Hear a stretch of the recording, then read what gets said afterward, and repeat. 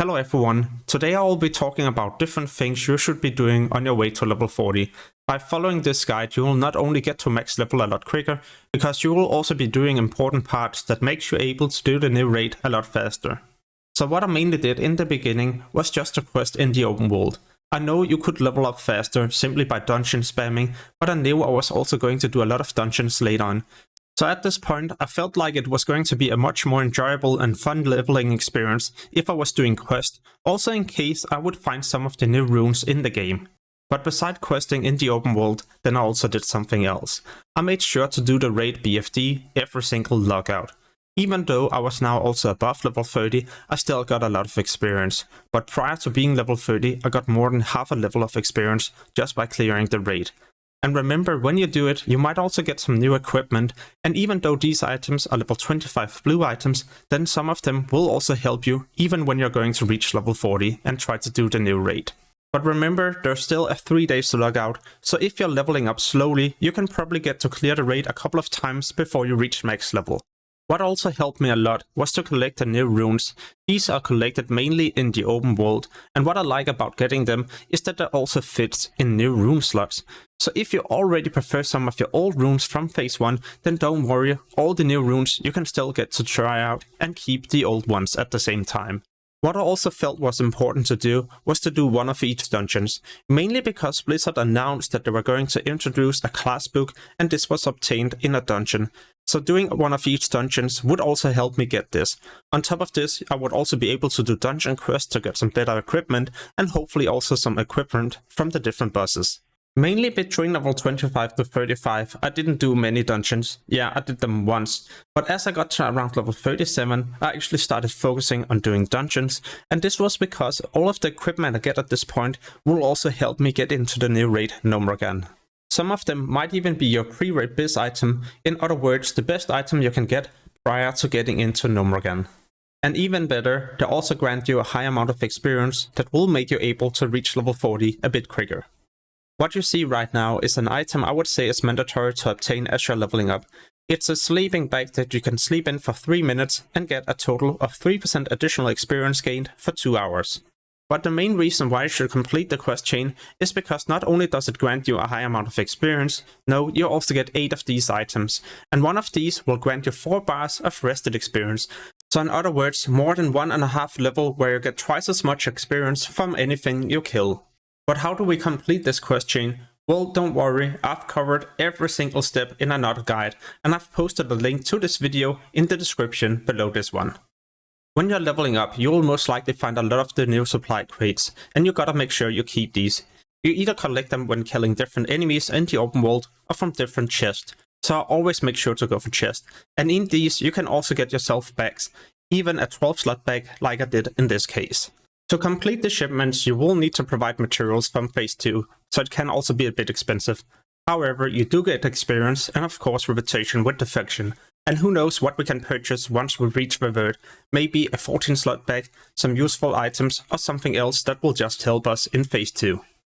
Like I mentioned earlier, you could be dungeon leveling all the way up to 40. It is an efficient way to level up, but for some classes it can also be difficult to get invited into the dungeons, mainly because you don't do enough cleave damage or AoE damage. Therefore, I also ended up doing many different quests, and I really enjoyed using a leveling guide here, as it made me level up more efficiently. It has also been updated for phase 2, so now you can see how you can obtain all the new runes and skill books. In the interface, you simply just choose the one you would like to obtain, and now on your map it will show you where you need to head and also tell you what you will need to do in order to obtain the specific rune.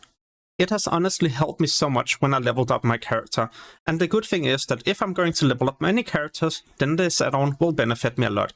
It costs $25, but there's also a discount code you can use, which is GuideMMO. And honestly, you're going to save so many hours of leveling by using this instead of just traveling around and not knowing where you need to head next. And for us that gamers out there that doesn't have many hours every single day, then this is going to be a huge time saver. What will also be a big time saver is to get the different world buffs. As an Alliance player, you can get one in the Nasus and one in Ironforge, and as a Horde player, one in Thunderbluff and one in Orgrimmar. And these will help you level up, especially if you store them in a Chronoboom displacer that you can purchase at any reagent vendor. Why it's going to be important to store the buff in the Chronoboom Displacer is because then you can also activate it when you're going to level up.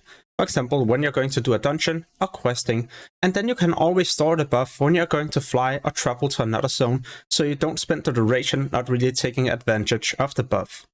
In the different main cities, there's going to be a cloth quartermaster, where you one time can hand in 60 wool cloth and 60 silk cloth and get a bit of experience. And there's going to be a total of 4 of these for each faction. As an Alliance player, there's 1 in Stormwind City, 1 in the Nasus, and 2 in Ironforge. As a Horde player, there's 2 in Okuma, 1 in Undercity, and 1 in Thunderbluff. And when you're in the main cities, it's a great way to get some additional experience. Just remember, you can only do it once. And if you're leveling up your first aid or tailoring, then you might also need the cloth to level up those professions. If not, then I would highly recommend you to do the quest. What I've also spent a bit of time on, and gold, was to level up my professions, especially my leatherworking and alchemy helped me a lot. The consumables I could use by myself, and the leatherworking items I could either post on the auction house to break even, or some items I even equipped by myself, simply because the stats were better, so I could also equip these and increase my character's performance, and therefore also increase my leveling speed. Leveling up my first aid was definitely also useful, also because there's now a new supply crate that tells you to craft 10 heavy silk bandages, so this way you can get a bit of experience and also reputation just by leveling up your first aid.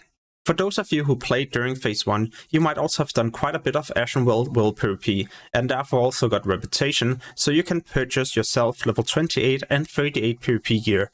These items will of course help you as you're leveling up, but the level 38 blue items will also help you as you're preparing for the new raid, or well, preparing your character's gear so you can get into the new raid a lot quicker. There's going to be items for every single class in the game. Spellcaster gear, melee and range items, weapons, yeah, even healer equipment as well. Even though the ring says unique, then you can in fact equip the level 38 and 28 version at the exact same time. And this is of course also the exact same case with the spellcaster rings. These weapons are definitely worth the gold they cost. It's not that expensive, and honestly they're gonna help you level up a lot quicker and also be useful at level 40. So if you're still lacking reputation, then I would highly recommend you to do the Ashenvale PvP event every 3 hours, or head into the Battleground Warzone Gulch, where you also get the exact same reputation. The location of this NPC can be found here in Ashenvale as an Alliance player, or at the northern part of Barrens as a Horde player.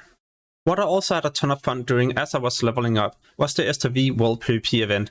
Yeah, it was probably because I was also playing a rogue and I made stealth groups, so there was a high chance we could kill players, leave, and then get into a new fight without dying. So by the time I reached level 40, I could also instantly purchase myself the blue cloak and even my level 40 epic weapon. Now I just need to do some more preparations before I'm ready to do Gnomeregan, and those I will share in my next video as well. So if you would like to see more Season of Discovery content in the future, then it will also mean a lot to me if you would subscribe to the channel. That way you will also get notified the next time I post a video. As always, thank you so much for watching and have an amazing day. Peace!